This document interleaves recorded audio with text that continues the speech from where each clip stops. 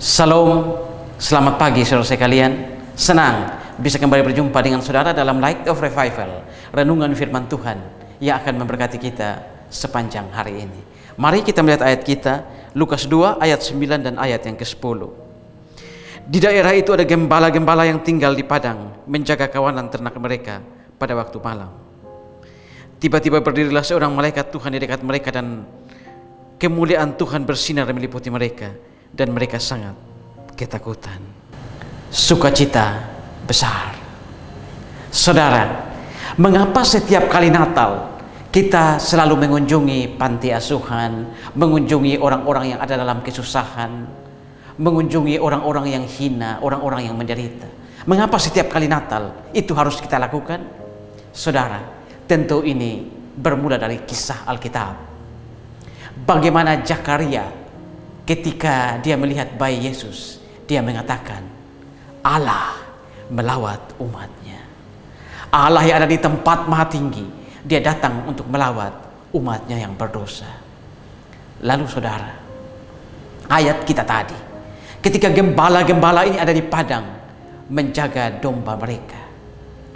Bukan saudara, bukan domba mereka, tapi domba Tuhan mereka.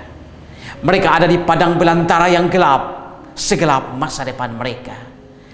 Mereka adalah orang-orang yang tidak bisa menikmati malam yang tenang, karena mereka di padang belantara menjaga domba Tuhan mereka. Sekonyong-konyong bisa ada binatang buas yang menyerang kawanan domba mereka.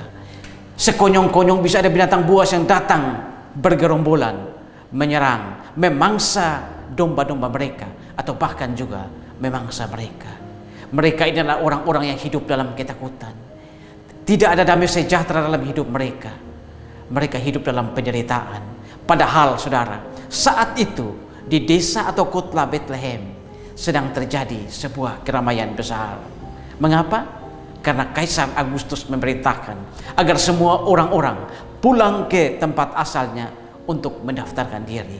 Maka saudara, pada saat itu pastilah orang-orang, para kaum urban, orang-orang yang bekerja di kota, pulang ke kota Bethlehem untuk mendaftarkan diri. Di kota Bethlehem ada keramaian besar karena ada orang-orang yang datang kembali ke daerah mereka untuk mendaftarkan diri mereka, untuk melakukan sensus.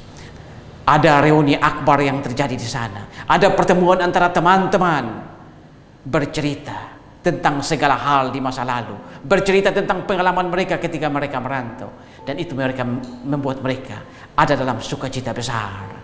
Mereka tertawa, terbahak-bahak.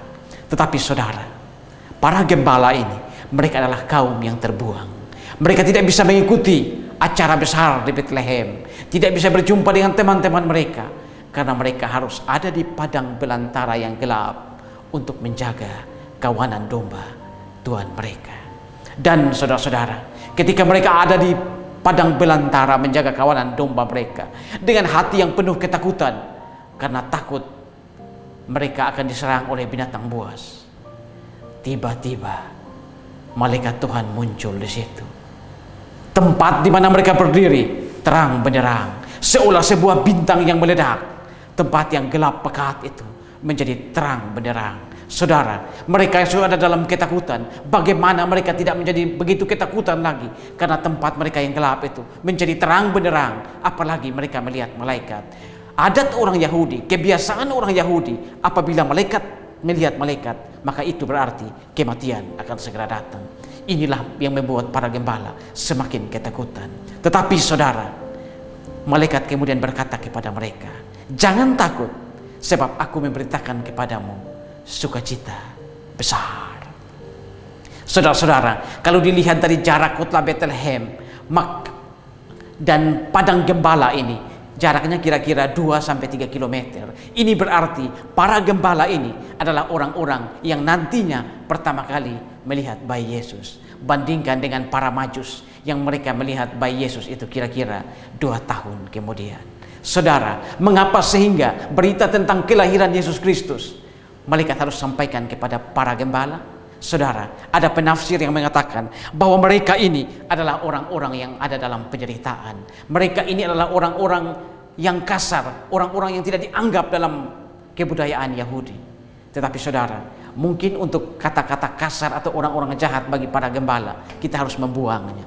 Karena sebenarnya orang-orang jahat, orang-orang berdosa dalam adat kebudayaan Yahudi adalah pemungut cukai dan perempuan pelacur.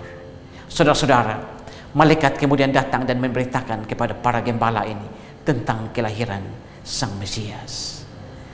Saudara, mengapa berita tentang kelahiran Yesus ini adalah sebuah berita, adalah sukacita besar?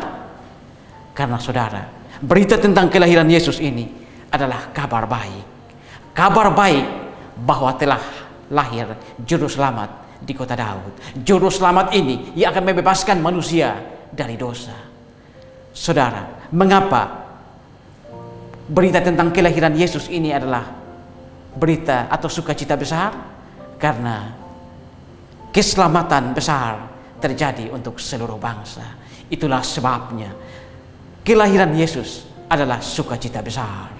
Dan yang ketiga, mengapa kelahiran Yesus ini adalah sebuah sukacita besar?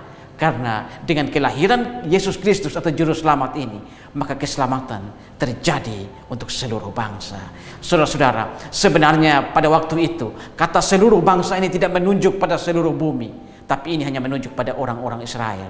Tetapi kemudian setelah Yesus akan terangkat ke surga, dia memberikan amanat agung kepada murid-muridnya. Pergilah, beritakanlah Injil seluruh dunia. Jadikan seluruh bangsa muridku. Baptismalah mereka dalam nama Bapa, Anak, dan Roh Kudus. Saudara-saudara, lihat bagaimana berita tentang Yesus Kristus yang lahir itu disampaikan kepada orang-orang yang tidak berarti, orang-orang hina, orang-orang yang kesaksiannya dalam pengadilan tidak dianggap, orang-orang yang menduduki kasta paling rendah.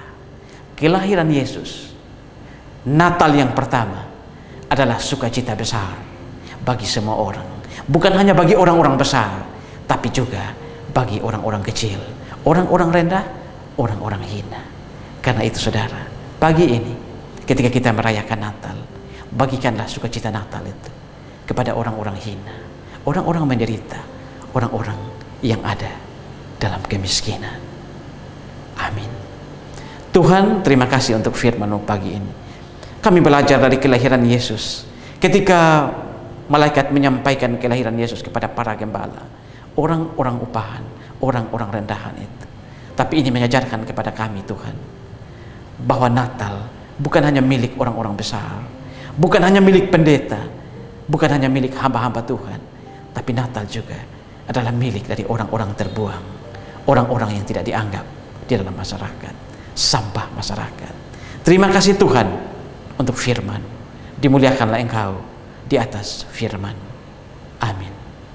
Saudara, saya terus mengajak saudara untuk menjadikan firman Tuhan sebagai pelita dan terang di sepanjang jalan hidup kita.